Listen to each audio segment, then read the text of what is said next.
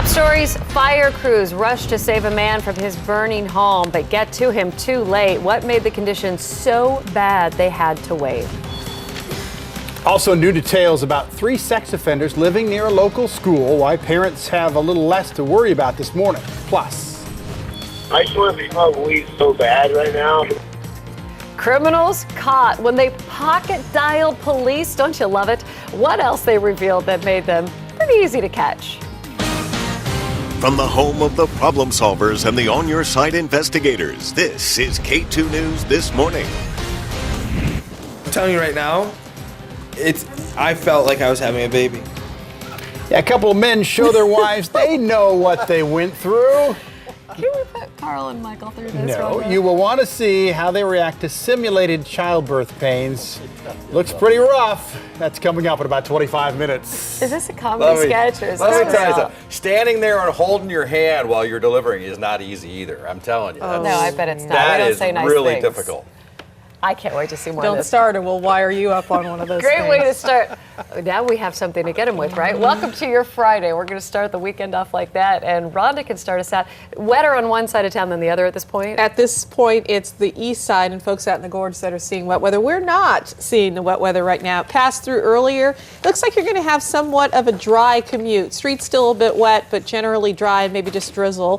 51 degrees right now. By noon, we'll be up to 59. And I think we'll see a nice mix of clouds and sun through the whole day.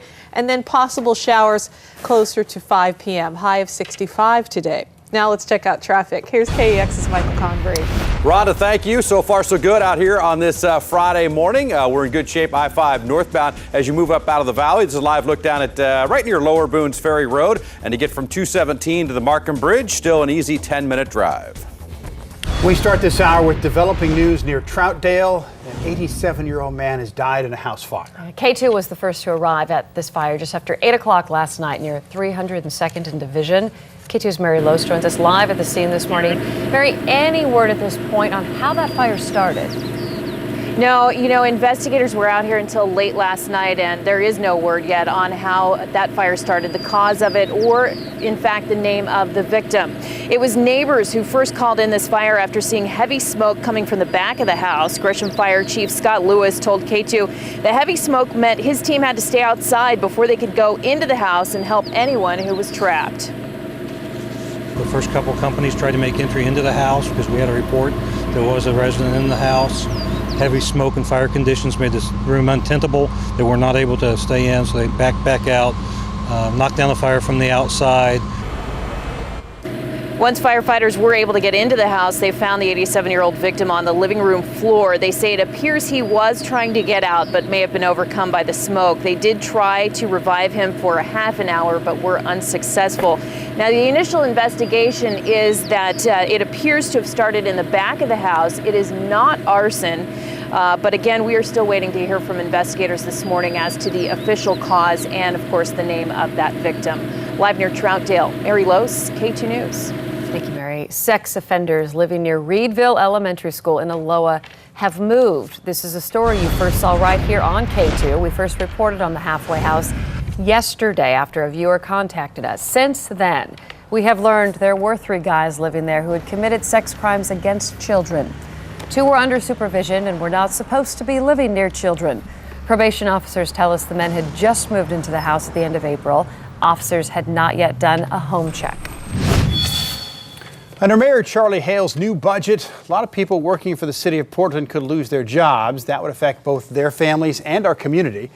Last night at the first public budget meeting, many people urged the mayor to find another way to make up for the $21.5 million shortfall. We cannot afford to lose ground on this issue. If these budget cuts go into effect, they will effectively cut our efforts off at the knees. I urge you not to turn your back on these children. That plea was from an employee of the Sexual Assault Resource Center, but it wasn't all bad news last night. KATU's Valerie Hurst joins us now with more from the programs that were saved. Val, some of these people left that budget meeting happily surprised. One mom we talked to, especially Natalie, she had signed up to speak before the committee. She wanted to try and save the Sun program, but before she even got up there, she found out it was approved for another year. So she had to actually rearrange her speech, and in most of it she would just say thank you. Now, the SUN program there, it stands for Schools Uniting Neighborhoods. And the mom we talked to says after she was able to find a job, it provided free after-school daycare for her daughter. That little girl was right there with her. She came with her mom to the budget meeting so she could tell us what SUN means to her. They gave us presents on Christmas when my mom and dad didn't have money to afford presents. What did you get? Well, I got these fuzzy boots and some clothes from them. Now, the county stepped in a big way this year and helped pay for several programs that could have been cut, like the Needle Exchange Program, helping drug addicts, and the One-Stop Domestic Violence Center. Local senior centers will remain open, and the SUN program will go on for 3 schools. The county and city will keep splitting funding for the Crisis Assessment Treatment Center as well. That's one that Mayor Charlie Hales had recently suggested they might close in order to help with this budget crisis. Valerie Hurst, KATU News. Thank you, Val. Now, more problems with the Portland arts tax. Have you been following all the drama around this? The city doesn't know when its website will be operational again or the new deadline to pay. A spokesperson tells us the city plans to have this site up and running next week. It crashed Wednesday when about 500 people tried to pay online all at the same time. Mayor Hales says he wants to overhaul how that tax is collected to prevent any more problems. The tax also faces lawsuits and criticism over who should pay it after voters approved the tax in November. Covering Clark County, SWAT officers surrounded a Vancouver home and officers arrested 2 young men now accused of rape. SWAT served a search warrant yesterday off of Northeast 78th Avenue. 21-year-old Sergio Leone and 24-year-old Aaron Blair Davey face rape and unlawful imprisonment charges. Officers also found guns and drugs in that home. Our news partners at the Columbian report the man hit by that tractor trailer in downtown Vancouver is in critical condition.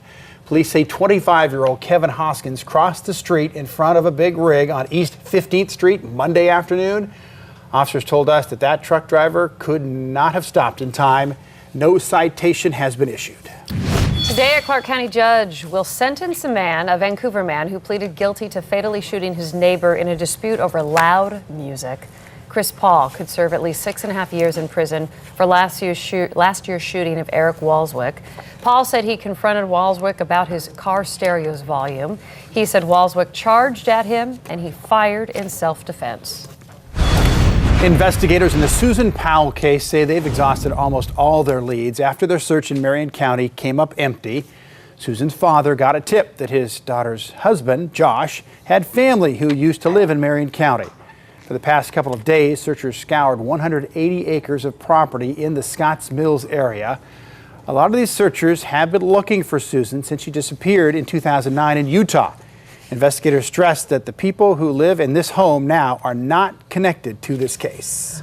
5:07, time to turn things over to Rhonda and ask her about our weather forecast for today and heading into our Saturday and Sunday. More wet than dry or more dry than wet? Wow, it's almost 50-50 to be honest. We do have a traffic alert for folks in Southeast this weekend. TriMet will be shutting down part of Southeast Powell Boulevard to work on the Portland and Milwaukee Light Rail project.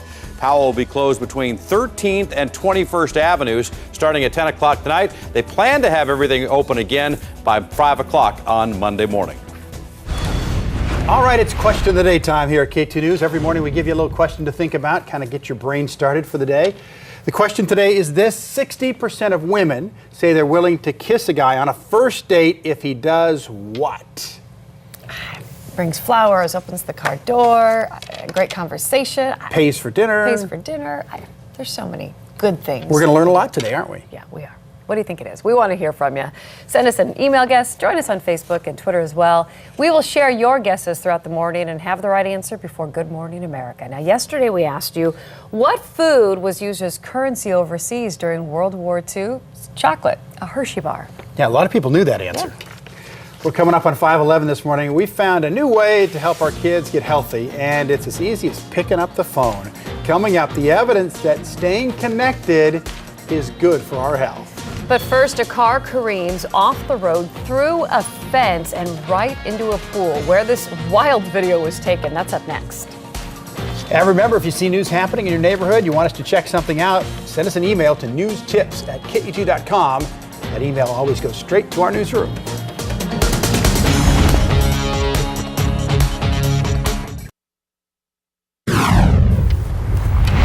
Caught on camera, a wrong-way driver hit a traffic box, went off the road and smashed into a parked car, then went through this fence and ended up in a swimming pool. Splash.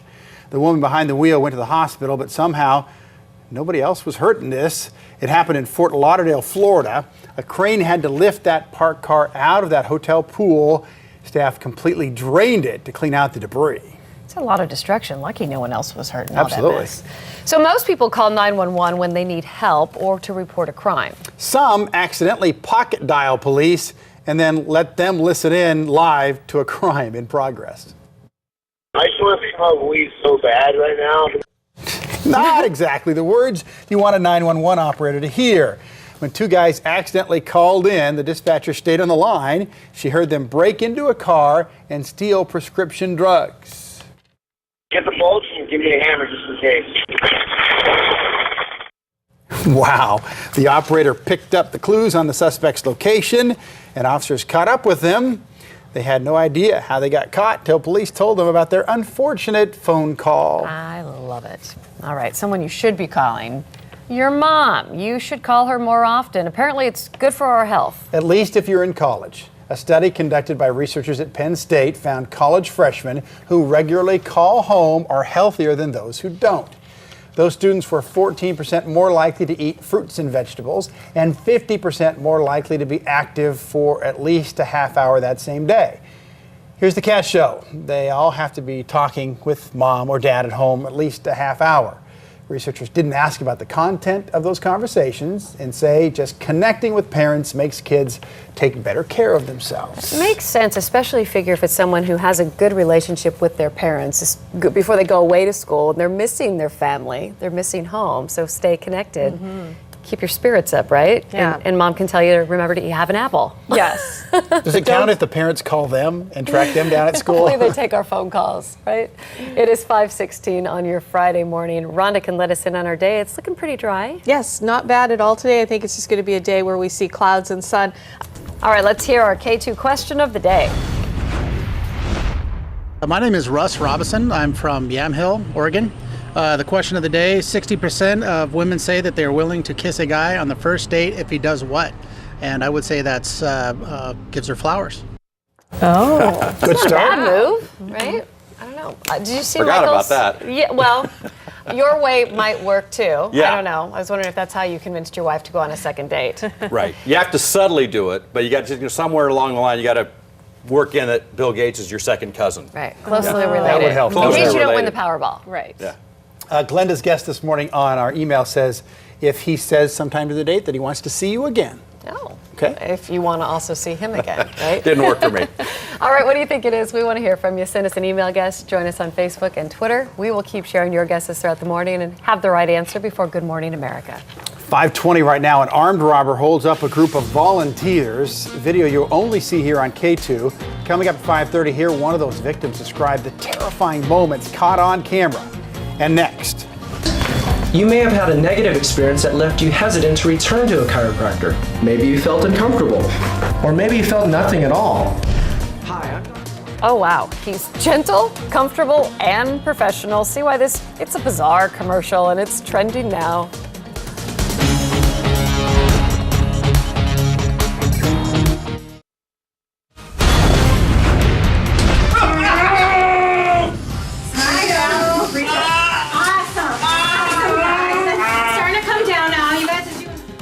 Oh no, trending now, the most popular stories we're finding on the web for you. That's apparently what it looks like when a couple of men experience childbirth pain. Back in January, we showed you a couple of Dutch TV hosts who tried a similar experiment. These guys from Michigan did it all for their Mother's Day with their wives by their side. After feeling electronic contractions ramp up to the level of labor pain, they both concluded it was much worse than they thought it was going to be. Do you see their wives laughing? Yes. Awesome. Okay, well, this would be embarrassing. Look at this. The people who made this fitness video apparently filmed it in someone's living room and didn't bother to tell the other people who were there. So as the camera watches it pans to the left, you'll see someone who left the bathroom door open.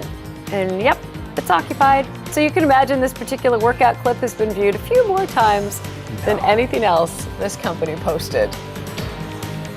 There are a lot of questions surrounding chiropractic care. Is it safe? Is it helpful? Are they real doctors? Yes, yes, and yes. This is from the people who brought us that Shift It dance commercial. This is another local ad. They had some fun showing how awkward a trip to the chiropractor can be while promoting the credibility and professionalism of this real place. If you want to see the whole commercial, I posted on Facebook, my page, which is Carl M. Click. That doesn't make me want to go. Really? That makes me want to not go.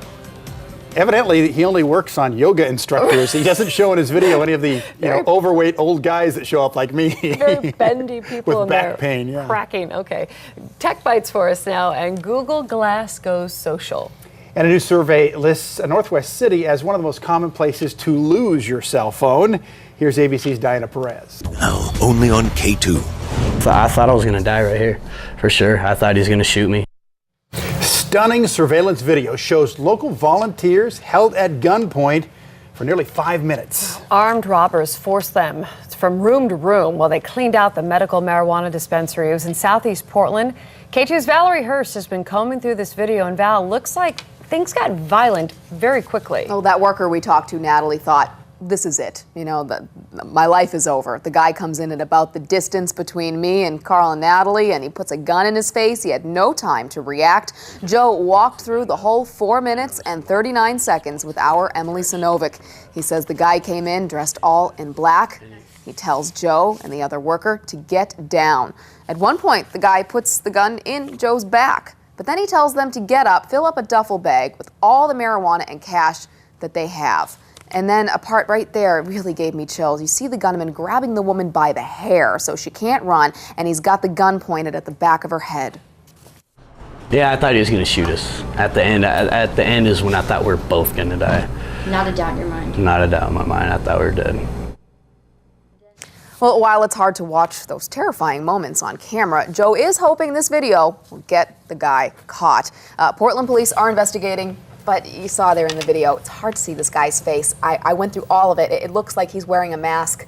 It really is very blurry, and he did a pretty good job of just keeping his face away from the camera the whole time. While the two of them seem calm, they're paralyzed in fear. They're just frozen. He's got her by the hairline. Oh, yeah. And the effects of that last a lot longer than those 5 minutes. Of course. Thanks, Val. And we found out about this after the owner contacted us about what happened. If there's something you feel we need to know about, send us an email at newstips@katu.com. We have developing news near Troutdale. Firefighters pull an elderly man out of a home, but they cannot save him, even though they tried. KATU was the first to arrive just after 8 o'clock near 302nd and Division. That's where KATU's Mary Lowe's, who's live for us this morning. Mary, any idea who the victim is yet? No, we don't have a name yet, and this morning we do know, though, that this man was 87 years old and lived alone at this home. It was neighbors who first called in the fire to 911 about 8 o'clock last night, reporting heavy smoke from the back of the house. Gresham Fire Chief Scott Lewis tells us the windows were already blown out when crews arrived, and the heavy smoke forced them to fight the fire from the outside first. Now, they were eventually able to get inside, where they found the victim near the front door. Every indication is he was trying to exit the front door, and presumably the smoke conditions made it so he couldn't make it out the front door. Crews did bring that man out and tried for a half an hour, but were unable to revive him. His family, though, was here at the scene last night. Now, we are still waiting to hear from investigators this morning on the cause of that fire. So far, they say it was not arson, but they do believe it may have started in the back of the house. Live near Troutdale, Mary Lowe's, KATU News.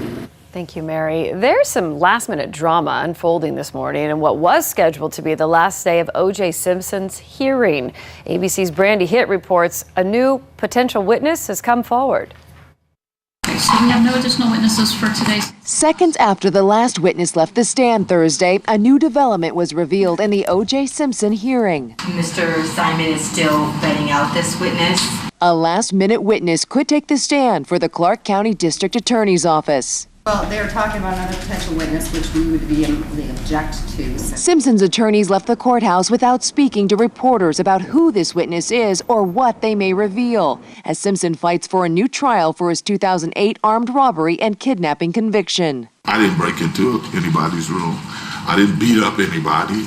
The guys acknowledged it was my stuff. Handcuffed to the stand, the 65-year-old testified Wednesday. His former lead attorney, Yale Galanter, mishandled his case and never revealed he advised Simpson he had a legal right to confront two men to retrieve his own sports memorabilia. Did you trust Mr. Galanter? Yes. Today was already expected to be high drama in court, with Galanter scheduled to testify. His reputation is on the line. Simpson also claims Galanter never told him about a plea deal proposed by the prosecution.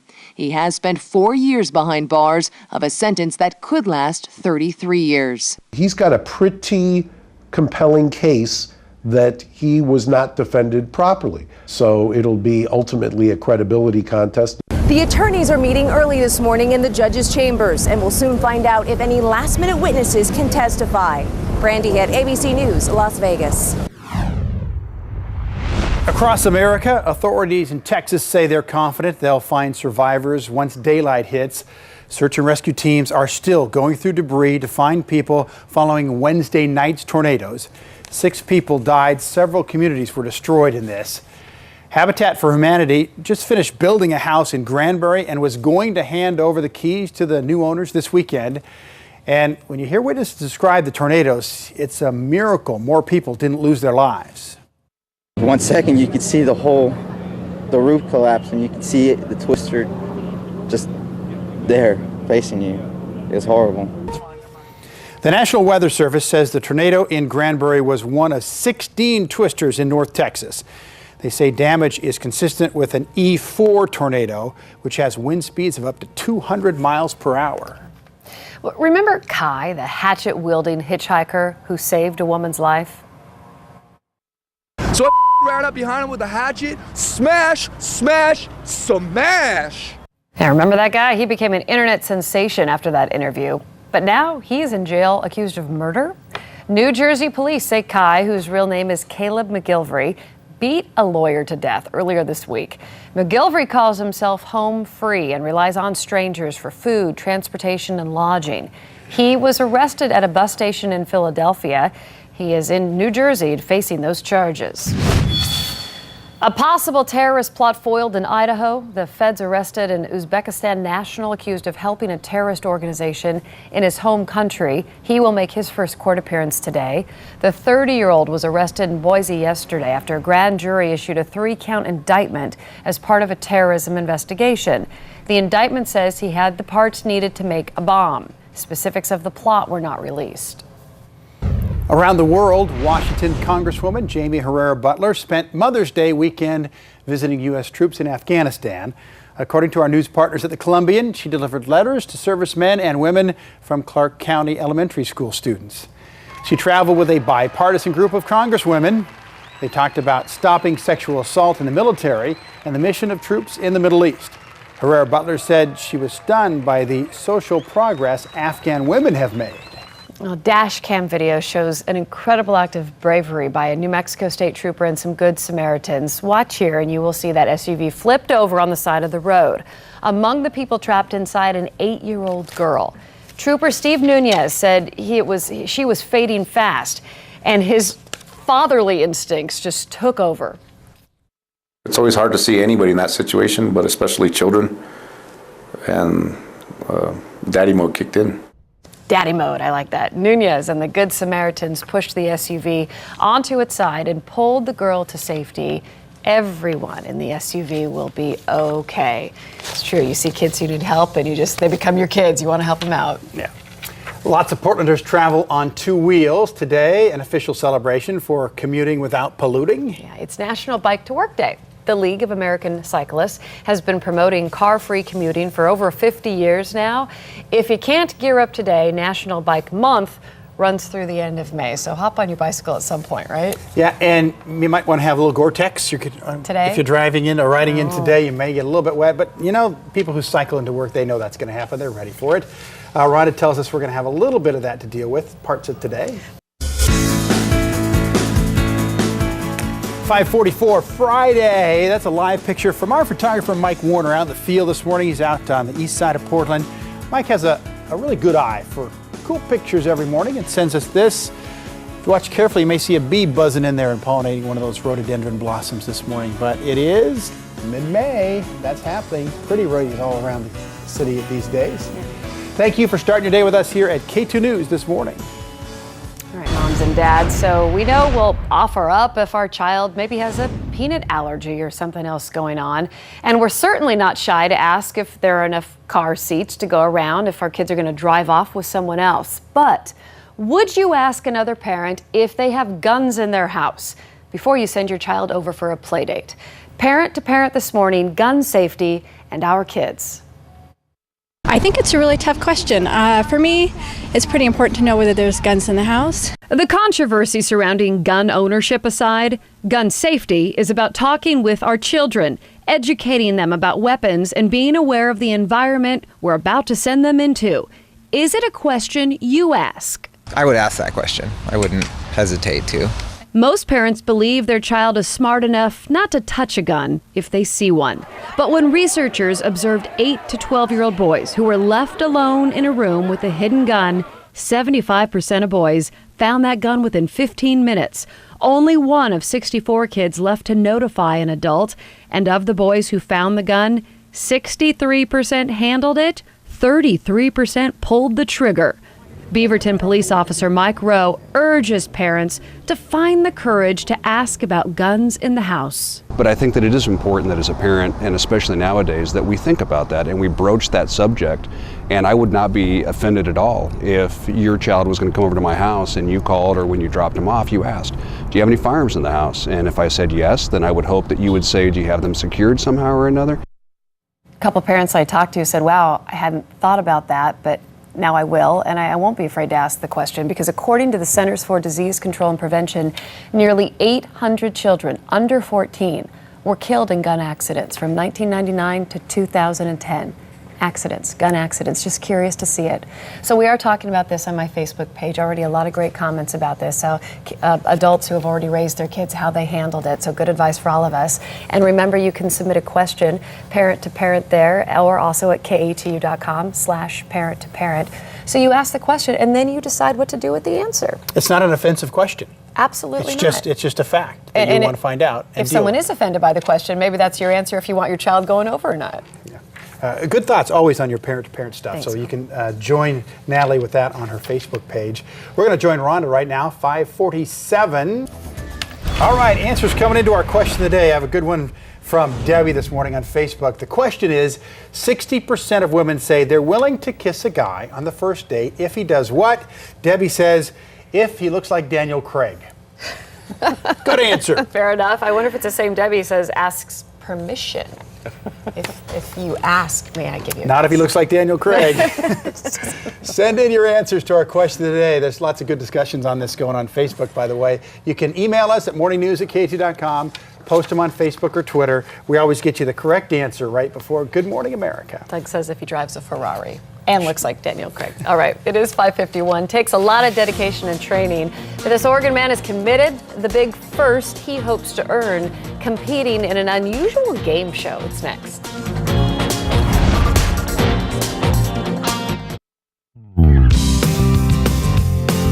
Well, we felt like taking a quick trip to the coast this morning, so hopefully you'll come with us here. Enjoy this view anyway, out at Lincoln City, thanks to our camera at the Inn at Spanish Head Resort Hotel. Look at the blue sky. Oh, it's going to be a pretty morning if you're lucky enough to be waking up out here. Maybe you're heading out this way for the weekend. Rhonda has us heading to 65 degrees here in town today. She will have your complete forecast, including what you can expect along the coast, coming up soon. Welcome back to K2 News This Morning.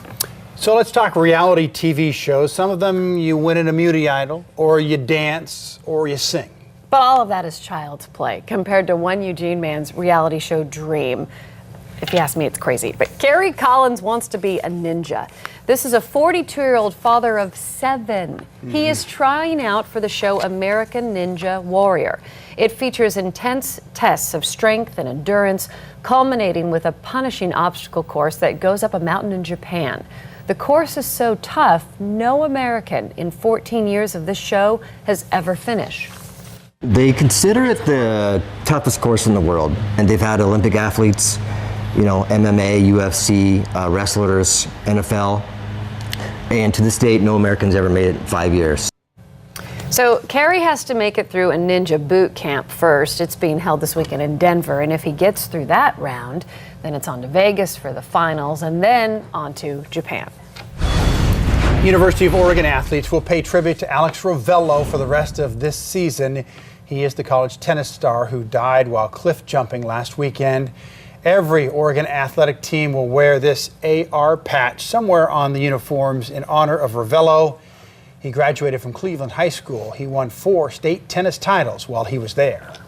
I've heard so many great things about that young man, so I'm glad his memory lives on this way. It is 5:56. We do have an update to a story we brought you first on KATU. Some relief for parents worried about sex offenders living across from a local school. What we've learned from probation officers, that's coming up at 6. Plus, stop talking about the cheating. He cheated on you. Well, he's a man. Okay. It's the comment from Pat Robertson everyone's talking about this morning. The question he was answering and your responses are new at 6 o'clock. 11 minutes of nonstop news next.